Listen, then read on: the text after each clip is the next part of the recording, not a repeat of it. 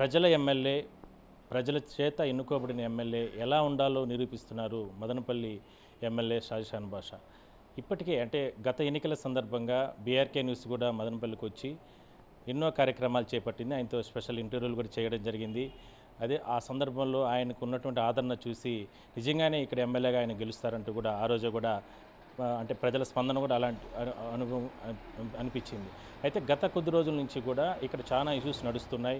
అదే కాకుండా గత 11 నెలల కాలంలో అధికారంలోకి వచ్చిన తర్వాత ప్రజలకు సంబంధించినటువంటి సంక్షేమ పథకాలు ఏ విధంగా అమలవుతున్నాయి, అదేవిధంగానే రకరకాల ఇష్యూస్ ఇక్కడ జరుగుతున్న నేపథ్యంలో బీఆర్కే న్యూస్ ఇప్పటికే జిల్లాల వారీగా అందరు ఎమ్మెల్యేలతో అక్కడక్కడ జరుగుతున్నటువంటి ఇష్యూస్ పైన మాట్లాడే ప్రయత్నం చేస్తుంది. అందులో భాగంగానే మదనపల్లికి కూడా రావడం జరిగింది. మరి మనతో పాటు మదనపల్లి ఎమ్మెల్యే గారు షాజహాన్ బాషా గారు మనతో ఉన్నారు. మరి ఈ 11 నెలల కాలంలో చేసినట్టు అభివృద్ధి కార్యక్రమాలు, అదేవిధంగానే ప్రజల సమస్యలు ఇంకా కూడా ఏమున్నాయనే దానిపైన కూడా మనం తెలుసుకునే ప్రయత్నం చేద్దాం. తాగండి పర్లేదు సార్. నమస్తే సార్, చెప్పండి. గతంలో కూడా మనం ఎలక్షన్ సందర్భంలో మనం తిరిగాం, చేసాం, చాలా అద్భుతం. ఆ సందర్భంలోనే ఏంటి ఈ 11 నెలల కాలంలో ఎట్లా అంటే మీరు గెలిచిన తర్వాత ఏం జరుగుతుంది ఇక్కడ మదనపల్లిలో? అంటే ప్రజలకు సమస్యలు తీరినటువంటి సమస్యలు ప్రజలు చాలా సంతోషంగా ఉన్నారు. ఇప్పుడు చూడండి, వాళ్ళకి ఏ సమస్య వచ్చినా కూడా వాళ్ళు తక్షణం నా దగ్గరకు వస్తారు. ఏది ఉన్నా కూడా అన్న ఈ సమస్య ఉంది అంటే మనం దానికి పరిష్కార మార్గంలో పెడతాం. ఇప్పుడు నిన్న ఆదివారం నా దగ్గర దాదాపు 4 ఏరియాస్ మనుషులు వచ్చారు. ఒకటి గాంధీపురం, 2 బీకేపల్లి, ఒకటి పోత్బోల్ కాలనీ, ఒకటి టిట్కో హౌసెస్. 4 కూడా ఈరోజు మార్నింగ్ విజిట్ పెట్టాము. పూర్తి అధికారులందరూ నాతో ఉన్నారు. పూర్తి స్థాయిగా దాని పరిష్కార మార్గం. సో కొంతమంది ఎవరైతే ఇంకా అందరూ ఎమ్మెల్యే సీట్లు రావు కదా, అందరూ ఎమ్మెల్యేలు కారు కదా. సో వాళ్ళు కొద్దిగా పాపం అభద్రతా భావంతో కొంచెం రాజకీయం చేస్తున్నారు. నేను వాళ్ళకి స్వాగతిస్తున్నాను. ఎందుకంటే ఇది ప్రజాక్షేత్రం. ప్రజాక్షేత్రంలో నేను మంచి చేసింటే నాకు ప్రజలు స్వాగతిస్తారు. నేను మంచి చేయకపోతే నాకెందుకు స్వాగతిస్తారు? సో మాట్లాడేవాళ్ళు ఏదైనా మాట్లాడచ్చు. వాళ్ళకి పూర్తి స్థాయి ఉంది, వాళ్ళకి అర్హత ఉంది. కాకపోతే మనం దానిపైన అంతా మనం కాన్సన్ట్రేట్ మన ఒకటే స్టేట్, మన పని ఎంత ఉంది దానిపైన కాన్సన్ట్రేట్ చేస్తాం. మదనపల్లి పట్టణం ఇప్పుడు కూడా వస్తా ఒక రోడ్, నేను హెడ్ పోస్ట్ ఆఫీస్ పక్క రోడ్ చూస్తూ ఈ రోడ్కి ఒక 70 ఫీట్ అన్నా చేయాలా. ఇది వచ్చి ఏదైతే డిగ్రీ కాలేజ్ ఒకటి ఉంది, మళ్ళీ R&B సైట్ ఉంది, ఇక్కడ నుంచి ఇది వైడనింగ్ చేయాలా. అప్పుడు దాని పక్కన ఇంటర్మీడియట్ కాలేజ్ ఉంది. ఇదంతా ఒకంతా గవర్నమెంట్ దీనికి వైడనింగ్ చేయాలా, సేమ్ టైం దాన్ని బాగా రీబిల్డ్ చేయాలా, పూర్తి స్థాయిగా దానికి అభివృద్ధి చేయాలని చెప్పి మాట్లాడుతూ వచ్చాం. అట్లా నేను ఎక్కడ ఉన్నా కూడా కానీ నా కాన్స్టిట్యున్సీ అభివృద్ధి కోసమే ఆలోచన చేస్తాను, కానీ నా వ్యక్తిగత అజెండా ఉండదు. నా ఆలోచన నా కాన్స్టిట్యున్సీ ఎలా డెవలప్ చేయాలా, ప్రజలకు మంచి సౌకర్యాలు ఎలా ఇవ్వాలా. ఈరోజు రేషన్ కార్డులు ఇచ్చాం. రేషన్ కార్డు పూర్తి స్థాయిగా మారుమూల ఉన్న ఇంటికి కూడా రేషన్ కార్డు పోవాలా. ఇక్కడే నేను ఎప్పుడైతే వెళ్ళాను, ఈరోజు పోత్బోల్ కాలనీకి, టిట్కో ఇండ్లకు రేషన్ రాలేదు అన్నారు. తక్షణం సంబంధిత డీటీకి మాట్లాడి నేను ఎన్ని గంటలకు విజిట్ చేశాను? 10 గంటలకు విజిట్ చేశాను. 12:30కి రేషన్ వ్యాన్ అక్కడికి తెప్పించి అందరికీ రేషన్ వచ్చి పంపిణీ చేశాను. సో అది నా కాన్సెప్ట్. అది ఎందుకంటే నేను తెల్లవారి 7 గంటల నుంచి రాత్రి 11 గంటల వరకు నిత్యం నేను ప్రజల్లో ఉంటాను. అది నా హాబీ. అది నేను ఎట్లా అంటే, నేను ఊర్లో ఉంటే నేను ఇంట్లో పండుకొని మనుషులు లేరని చెప్పడము, లేదా తెల్లారి 11 గంటలకు లేయడము చూస్తాం, అవన్నీ మనకు రాదు. మన కాన్సెప్ట్ ఒకటి. నేను ఏ రోజైతే ప్రజల ఇండ్ల దగ్గరికి వెళ్ళాను, నన్ను నమ్మి ఓటేశారు, వాళ్ళు అదర్ సైడ్ వైసీపీ వాళ్ళు డబ్బులు వర్షంలా కురిపిస్తే కూడా వాళ్ళకు నమ్మకుండా నాకు ఓటేసి గెలిపించారు. ఇంత చేసిన తర్వాత నేను నా కాన్స్టిట్యున్సీ ప్రజలకు పూర్తిగా బాధ్యతగా ఉంటాను. సార్, ఒకటి చెప్పండి, నియోజకవర్గాల్లో ఉన్నటువంటి ఎమ్మెల్యేలు ఏదైనా సమస్యలపైన ప్రజలు వస్తే మీ ప్రాంతానికి వచ్చినప్పుడే మీరు అక్కడ అర్జీలు ఇవ్వండి, లేదంటే సమస్యను చెప్పండి, నాయకులు వచ్చినా స్థానిక ప్రజలు వచ్చినా. అలాంటి పరిస్థితి మేము అన్ని చోట్ల తిరుగుతున్నాం. అలాంటి పరిస్థితి ఉంది. ఇక్కడ చూస్తే మధ్యాహ్నం నుంచి అర్జీలు పట్టుకొని మహిళల కాడి నుంచి, కార్యకర్తల కాడి నుంచి, నాయకుల కాడి నుంచి మా వాళ్ళకి ఈ సమస్య ఉంది, అన్నీ మీరే ఓపికగా సైన్ చేయడం, ఫోన్లు చేసి చెప్పడం, ఇది రోజు సాధ్యమేనంటారా? ఎస్, ఖచ్చితంగా సాధ్యమవుతుంది. తెల్లవారి 7 గంటలకు నా ఇంటి దగ్గర నుంచి, నా ఇంట్లో నుంచి ప్రజా దర్బార్ స్టార్ట్ అయితే నిత్యం నేను పడుకునేంత వరకు ఎవరు ఏ సమస్య ఉన్నా నేరుగా నాకు ఇంటి దగ్గరకు వస్తాను. నేను ఆఫీస్ దగ్గర ఉంటే ఆఫీస్ దగ్గరకు వస్తాను. వాళ్ళ దగ్గర నా ఇంటి తలుపులు ఎప్పుడు మేము తలుపు వేయం. తెల్లారి 7 గంటలకు తెరిస్తే రాత్రి 12 గంటలకి 11:30 తర్వాత తలుపు ఇస్తాను. అంతవరకు నిత్యం నా తలుపు తెరిచి ఉంటుంది. నా ప్రజలకు నేను మనస్ఫూర్తి స్వాగతిస్తాను. వాళ్ళ సమస్యలు చూస్తాము. దానికి అప్పటికప్పుడే పరిష్కార మార్గంలో పెడతాను. ఎందుకంటే ఆ రోజు ప్రజల దగ్గర నేను పోయి ఓటు అడిగాను. నాకు ఇప్పుడు ప్రభుత్వం ఇచ్చిన పిఏ కానీ మా సొంత పిఏస్ కానీ వాళ్ళు లేరు, వాళ్ళు నాతో ఉన్నారు. బట్ నేను ఆ రోజు ఓటు అడిగి వాళ్ళకి హామీ ఇచ్చాను, మీ సమస్య ఏదైనా ఉంటే నేను పరిష్కారం చేస్తానని చెప్పి. ఇప్పుడు నా ఇంటి దగ్గరకు వచ్చి వాళ్ళకి బయట నిలబెట్టి ఇచ్చేసి వాళ్ళు మీరు చూడండి నేను చెప్పండి. కాకపోతే నా ఉన్న కోఆర్డినేషన్ ఉన్న టీం ఏదైతే ఉందో వాళ్ళ అసిస్టెన్స్ తీసుకుంటాను. ఏ అసిస్టెన్సు? అధికారులకు ఫోన్లు కల్పించడం, వాళ్లకు నాకు ఫోన్ కల్పించి నాకు మాట్లాడించడం, వాళ్ళ అసిస్టెన్స్ తీసుకుంటాను. బట్ ప్రజా సమస్యకు నేనే అటెండ్ చేస్తాను, వేరే ఏ ఒక్కరికి ఇవ్వను. నేనే వ్యక్తిగతంగా అటెండ్ చేసినప్పుడే అదే నాకు సంతోషం. నేను ఏదో వాళ్ళకి అట్లా ఇచ్చేసి మేము అర్జీలు అడిచేసి వెళ్ళిపోండి మేము చూస్తాము, అంతా సాయంత్రం రండి సంతకాలు చేసి పెడతాము లేదంటే చెప్తాము, అట్లా లేదు. నేనే పర్సన్ ఒక పోలీస్ స్టేషన్కి 20 సార్లైనా ఫోన్ చేస్తాను ఒక రోజుకి. ఒక తహసీల్దార్ ఆఫీస్కి 15-20 సార్లు చేస్తాను. విఆర్ఓ కూడా నేనే చేస్తాను. పంచాయత్ సెక్రటరీ గారు కూడా నేనే చేస్తాను. అందరికీ నేనే చేస్తాను. ఏ ఒక్కరికి అదే నేను వాళ్ళకి ఇవ్వను. నేనే వ్యక్తిగతంగా మాట్లాడి ప్రజా సమస్య పరిష్కారం చేస్తాను. గత ఎన్నికల సందర్భం అంతకుముందు తెలుగుదేశంకి ఓట్లేశారని చెప్పి ఇల్లులు హౌస్ సైట్స్ తీసేశారు, కబ్జాలు చేశారు, రేషన్ కార్డులు తీసేశారు, పింఛన్లు తీసేశారు, అవసరం వస్తే కొట్టారు, దాడులు చేశారు. మరి ఆ సందర్భంలో ఎన్నో రకాల అవమానాలు మీ కార్యకర్తలు మీ నాయకులు పడ్డారు, మహిళలు చాలా ఇబ్బందులు పడ్డారు, ఎక్కువగా ఈ నియోజకవర్గంలో. ఈ అరాచకాలు సృష్టించినటువంటి నేతలకి ఉదాహరణకి మదనపల్లి ఫైల్స్ దగ్నం కేసు సబ్ కలెక్టర్ కార్యాలయంలో ఫైల్సే దహనం చేశారంటే ఇప్పటివరకు కూడా వాళ్ళపైన అంటే ప్రభుత్వం చర్యలు తీసుకుంటా ఉంది. ఏమనిపిస్తుంది ఇలాంటివి ఫ్యూచర్లో లేకుండా చేయడానికి మీరు ఎటువంటి చర్యలు తీసుకుంటారు? సరే, మనం ఒకటే చెప్తున్నాం, మంచి చెడుకు సాధిస్తుంది. ఈరోజు మేము పూర్తి స్థాయిగా ప్రజా సమస్యల పట్ల ప్రజా అవసరాల పట్ల పనిచేస్తున్నాం. ఏదైతే అరాచక ప్రభుత్వం గత 5 సంవత్సరాలు చేసినారో వాళ్ళ అరాచకం ఇంత అంత కాదు. మనుషులు ఏమన్నా రోడ్డు కోసం అడిగితే వాళ్లకు కొట్టి పోలీసు వాళ్ళ దగ్గర పంపించి వాళ్లకు లోపలేపించారు.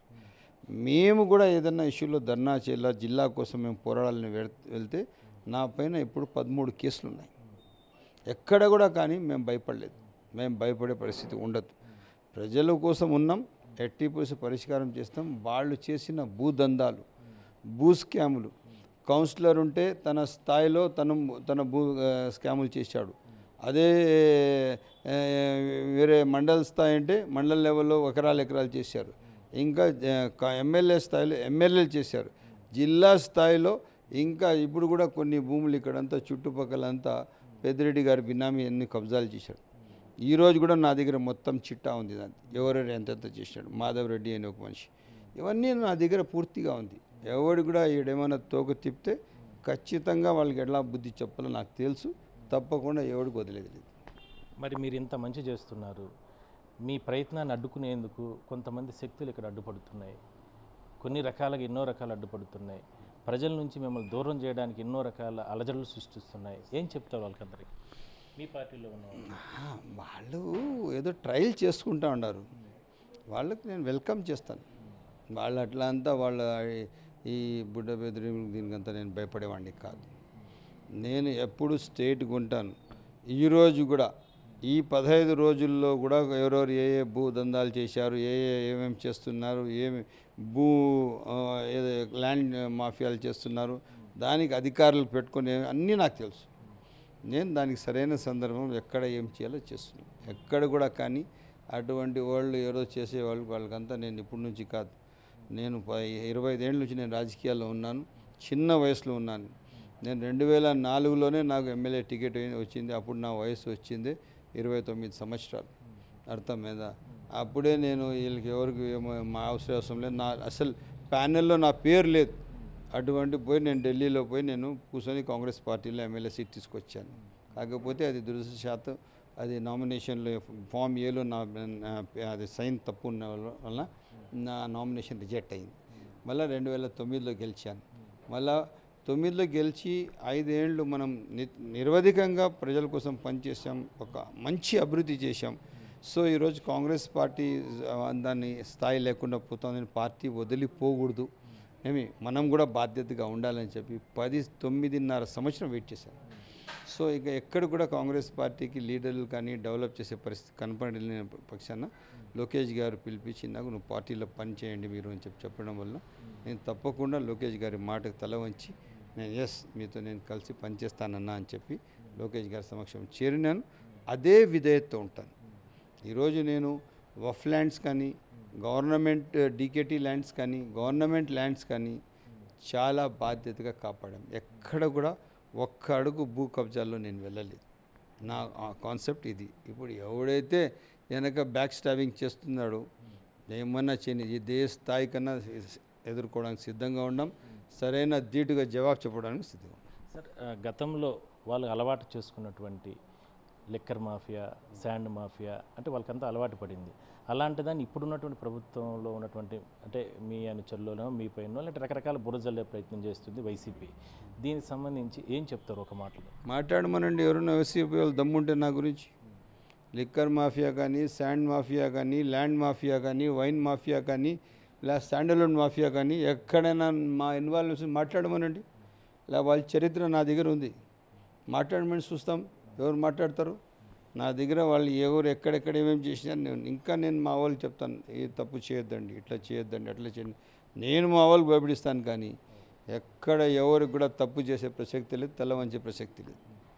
ఈ 11 నెలల కాలంలో ప్రజలు ఎన్నో సమస్యలు తీరుతున్నాయని మనం చెప్పుకోవచ్చు. నెక్స్ట్ 4 ఏళ్ళు ఉంది. ఎలక్షన్ సందర్భంగా మీరు ఎన్నో వాగ్దానాలు ఇచ్చారు. ఈ సిటీలో రోడ్ల నిర్మాణాలు, వైండింగ్ కావచ్చు, లేదంటే యువతకు ఉద్యోగాలకు సంబంధించి ఇట్లా రకరకాల డెవలప్మెంట్ యాక్టివిటీస్లో ఆ ప్లానింగ్స్ ఎట్లా జరుగుతుంది, ఫ్యూచర్లో ఏ విధంగా ఉండబోతుంది? 4 ఎందుకు లేదు? ఇప్పుడు 100 ఎకరాలు ఒక ల్యాండ్ వచ్చింది. ఏదైతే మనం అనుకున్నామో అది ఒకటి. దీనిపైన ముఖ్యమంత్రి గారికి మాట్లాడాం, ఒక ల్యాండ్ కూడా చూపించాం. ఏపీఐసిసి వాళ్ళు చూశారు, ఆ ల్యాండ్ స్కెచ్ అంతా పంపించాం, అంతా అభివృద్ధి చేస్తున్నాం. ఆటో నగర్ కంప్లీట్ చేయబోతున్నాం. ఇవే కాకుండా టమాటా మార్కెట్ యార్డ్ కోసం ఒక 50 ఎకరాలు భూమి చేస్తున్నాం. అన్ని విధాలుగా ఏదైతే 100 ఏకర్స్లో ఐటీ పార్క్ తేవాలన్నా ఐటీ పార్క్ కోసమే ప్లాన్ చేశాం. ఇది కాకుండా టౌన్ డెవలప్మెంట్ కోసం దాదాపు ఇప్పుడు చూడండి, సిటిఎం రోడ్ మొన్న ఈ చెట్లు అన్నీ ఉన్నాయి, ఎవ్వరు కూడా చేయలేదు. నేను నిలబడి నేనే ఆర్ఎండ్బి డిపార్ట్మెంట్ నేనే, ఎలక్ట్రిసిటీ డిపార్ట్మెంట్ నేనే, పోలీస్ అంటే నేనే, రెవెన్యూ అంటే నేనే నిలబడి మొత్తం చెట్లు కటింగ్ వాళ్ళు పిలిపించి నా చేతి నుంచి 2 లక్షల డబ్బులు ఇచ్చి అవన్నీ క్లీన్ చేయించా. కొంతమంది చెప్పారు దాంట్లో వచ్చిన కట్టలన్నీ ఎమ్మెల్యే అమ్ముకున్నాడని. ఎమ్మెల్యే అమ్ముకున్నాడంటే ఆ కట్టెల్లోనే మీకు కూడా పెట్టేస్తాను. ఎవరికన్నా ఎమ్మెల్యే 1000 రూపాయలు తీసుకున్నాడో చూపించండి. ఇంకా నా డబ్బు ఇచ్చి నేను దానికి పని చేయించాను. ఈరోజు దాదాపు 60 ఫీట్ రోడ్ ఒకటి వచ్చింది. ముందు ఎంత ఉన్నింది? 20 ఫీట్లో ఉన్నింది. 20 ఫీట్లో 2 వే వెహికల్స్ పోతున్నాయి, బస్సులు లారీలు 2 పోతున్నాయి. ఈరోజు 60 ఫీట్ తీసుకువచ్చాం. ఏ విధంగా తెచ్చాం? అది క్లారిటీ. అందుకోసం ప్రభుత్వం నడిపించే బాధ్యత ఉండాలి. చిల్లర పనులు చేసి చిల్లరగా సంపాదించే ఆలోచన కలిగినోడు బురద చెల్తానే ఉంటాడు. ఈరోజు మేము 2014లో నా ఎమ్మెల్యే టెన్యూర్ అయింది. 24కి మళ్ళీ నేను ఎమ్మెల్యే అయినాను. 10 సంవత్సరాల్లో కానీ ఎక్కడ కూడా కానీ ప్రజల కోసం పనిచేశాం, కానీ ఎక్కడ వ్యక్తిగత అజెండా లేదు. సో దట్ ఈస్ షాజాన్ భాష. ఆ నమ్మకం ఉండే అదర్ సైడ్ వైసీపీ వాళ్ళు దాదాపు డబ్బులు ఎట్లా పంచినారంటే ఒక నీళ్లు ఎట్లా ప్రవహిస్తాయి అట్లా ప్రవహించారు. డబ్బులు కోట్లు 60 కోట్లు ఖర్చు పెట్టారు. ఏం చేసుకున్నారు? సో ఇక్కడ అది కాకుండా ఎవరైతే జగన్మోహన్ రెడ్డి గారు నంబర్ 2 ఉన్నారు, మిథున్ రెడ్డి అండ్ పెద్దిరెడ్డి రామచంద్రారెడ్డి, వాళ్ళ కాన్స్టిట్యున్సీ ఇది పార్లమెంట్ సెగ్మెంట్. ఇక్కడ వాళ్ళకి ఎట్లా గెలిచాం మేము? అందుకోసం ఇంకా మా కొంతమంది నాయకులకి వాళ్ళు ప్రలోభాలు పెట్టారు, వాళ్ళకి టేక్ ఓవర్ చేశారు, వాళ్ళకి కొంచెం ఏదో ఫీడింగ్ ఇచ్చారు, వాళ్ళకి పెట్టారు. సహజం. దీనికంతా మనం ఎక్కడ కూడా లెక్క చేసే పరిస్థితులు లేదు. మనం మాట ఏది ఇస్తే ఆ మాట పైన కట్టుబడి ఉంటాం. తప్పు చేసి పనికిరాని ఆ డబ్బు సంపాదించి తల వంచే పని నేను చేయను, అది చేయబోను అని చెప్పి. తెలుగుదేశం పార్టీ పండుగ కార్యకర్తలు ఎంతో ఉత్సాహంగా సంవత్సరంలో 1 రోజు 2 రోజులు 3 రోజులు జరుపుకునే పండుగ మహానాడు కడప జిల్లాలో జరగబోతోంది. ఎట్లా ఉంటుంది ఇక్కడి నుంచి నియోజకవర్గం నుంచి ప్రజల ఆదరణ ఎట్లా మీరు తీసుకెళ్ళబోతున్నారు? ఎంతమంది హాజరయ్యే అవకాశం అయితే ఉంటుంది? ఏ విధంగా జరుపుకోబోతున్నారు? తప్పకుండా మదనపల్లి నుంచి ఇక 10,000 మంది వెళ్తారు ఖచ్చితంగా. ఎందుకంటే తెలుగుదేశం పార్టీ తెలుగు ప్రజల పార్టీ, తెలుగు ప్రజల మనోభావాలతో కూడిన పార్టీ. సో ఇది ఎక్కడ కూడా కానీ ఇది ఏదో ఎన్టీ రామారావు గారి ఫ్యామిలీకో లేదా చంద్రబాబు నాయుడు గారి ఫ్యామిలీకో ఉన్న పార్టీ కాదు. ఇది తెలుగు ప్రజల పార్టీ, ప్రజల మనోభావాలకు కూడిన పార్టీ. సో దీనికి ఎప్పుడు కూడా ప్రజలు మనస్ఫూర్తిగా స్వాగతిస్తారు. మేము కూడా దానికి అదే విధంగా తీసుకుని వస్తాం. ఎందుకంటే ఈరోజు పెద్దలు చంద్రబాబు నాయుడు గారు, ఆయన వయసు ఈరోజు 74 సంవత్సరాలు, ఎంత బాధ్యతగా, ఎంత ప్లాన్గా, ఎంత క్లియర్ కట్గా ఉన్నాం. సో అది మనం చూసుకొని ఒక ఆదర్శంగా చేస్తాం. సో దానికి మనం దానికి టేక్ ఓవర్ చేసుకొని ఇంకా బాధ్యతగా పనిచేయాలి. సార్, ఈ నియోజకవర్గానికి మీరు ప్రథమ పౌరుడు. కాశ్మీర్లో పహల్గాం దాడి జరిగింది. భారతమాత ముద్దుబిడ్డలు 26 మంది చనిపోయారు. మీ ప్రజల పక్షాన, మీ పక్షాన ఏం చెప్తారు? ఇంత దారుణంగా ఉడిగేటువంటి ఉగ్రవాదులపైన ఇప్పటికే భారత్ పోరాటం చేస్తుంది. చూడండి, నిన్న ఏదైతే మురళీ నాయక్ గారి ఇది జరిగిందో నేను దానికి కూడా వెళ్ళాను. నేను అక్కడికి వెళ్ళి మా నాయకులు లోకేష్ గారు ఉన్నారు, మన రెవెన్యూ మినిస్టర్ అనగాని సత్యప్రసాద్ గారు ఉన్నారు, బీసీ మినిస్టర్ మేడం గారు ఉన్నారు, అదేవిధంగా మన బీజేపీ నుంచి సత్యన్న ఉన్నారు. సత్యన్న చదివిందంతా మదనపల్లి. సో ఇదే కాకుండా ఎమ్మెల్యేస్ కూడా చాలామంది ఉన్నారు. మా ఆలోచన ఒకటే, దేశం ఫస్ట్, దేశ సమగ్రత ఫస్ట్. దేశం కోసం మనం ఉన్నాం. దేశానికి ఎట్టి పరిస్థితుల్లో ఏ సందర్భంలోనా కానీ ఎక్కడ దేశం తక్కువ అయ్యే పరిస్థితి ఉండదు, ఉండబోదు. ఎవరైతే 26 మందికి పహల్గాంలో చొరబడి అటాక్ చేశారు వాళ్లకు కనుక్కునే అవసరం ఉంది. ఎలా వచ్చారు, వాళ్ళు ఏ విధంగా దాడి చేశారు, అది మన ఐబీస్ కానీ ఇంటెలిజెన్స్ కానీ పూర్తి స్థాయి. ఎందుకంటే ఒక్కసారి వాళ్ళు పహల్గాంలోకి వచ్చేసేవాళ్ళు రేపు కచ్ ద్వారా గుజరాత్లోకి రావచ్చు, అదే మహారాష్ట్ర బాంబేకి రావచ్చు, అదే దాని ద్వారా కర్ణాటకకు రావచ్చు. సో మన ఐబీ ఇంటెలిజెన్స్ చాలా అవసరం ఉంది, చాలా సీరియస్గా తీసుకునే అవసరం ఉంది. తప్పకుండా దీనికి సరైన జవాబు ఇవ్వాల్సిందే. దేశం కోసం, దేశ సమగ్రత కోసం మన ఆర్మీ ఏదైతే పనిచేస్తున్నదో వాళ్ళ వెనుంట మనం నిలబడే బాధ్యత మన అందరి 140 కోట్ల ప్రజల మనమందరం వాళ్ళతో కలిసి ఉండాలా, కలిసి నడవాలని చెప్పి. సో డబ్బు మీద ఎక్కడ కూడా నాకు ఆశ లేదు, నాకు ప్రజలే ముఖ్యం. ఎట్టి పరిస్థితుల్లో కూడా ఉదయం 7 నుంచి రాత్రి 11 గంటల వరకు కూడా ప్రజలతోనే ఉంటాను. ఆ ప్రజలే నన్ను ఈ ఎన్నికల్లో గెలిపించారు, అంతకుముందు కూడా గెలిపించారు. నాకు అవినీతి చేయాల్సిన అవసరం లేదు. కానీ సొంత పార్టీలో ఉన్న కొంతమంది వ్యక్తులు ఇన్ని కుట్రలు పడినా, ప్రతిపక్షాలతో కుమ్మక్కైనా నాకు ఎటువంటి ఆ భయం లేదు. ప్రజలు నాతో పాటు ఉన్నారు. దానికి సాక్ష్యమే ఇవాళ, అంటే ప్రతిరోజు కూడా ఉదయం నుంచి సాయంత్రం వరకు ఇక్కడికి ఆయన ఇంటి దగ్గరికి వస్తున్నటువంటి ప్రజలకు సంబంధించిన సమస్యలపైన ఎప్పటికప్పుడు ఆయన పరిష్కారం చేస్తున్నటువంటి తీరని మనం చెప్పుకోవచ్చు. సార్ చూద్దాం, ఇంకా కూడా 4 సంవత్సరాల కాలం ఉంది కాబట్టి మరి ఇంకా ఎన్ని సంక్షేమ పథకాలు, అంటే ఈ నియోజకవర్గానికి సంబంధించి ఎటువంటి కార్యక్రమాలు తీసుకెళ్తారు? వీడియో జర్నలిస్ట్ నాగార్జున కలిసి గోపినాథ్, బీఆర్కే న్యూస్, మదనపల్లి నుంచి.